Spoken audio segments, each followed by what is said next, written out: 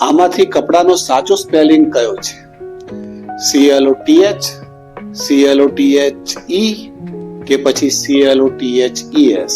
તો આ ત્રણેય સ્પેલિંગ સાચા છે, પરંતુ તેનો ઉપયોગ અલગ અલગ રીતે થાય છે.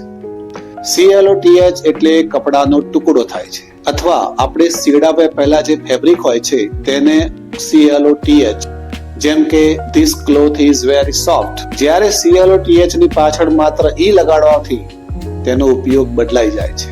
હવે અહીંયા આ એક ક્રિયાપદનું કામ કરે છે. CLOTHE એક વર્બ છે, તેનો અર્થ થાય છે કપડા પહેરાવવા. Parents clothe their children. હવે આપણે જે પહેરીએ છીએ પેન્ટ, શર્ટ, જેને CLOTHES કહેવામાં આવે છે, જેને ક્લોથ્સ કહેવામાં આવે છે, આ સ્પેલિંગ હંમેશા બહુવચનમાં જ આવે છે.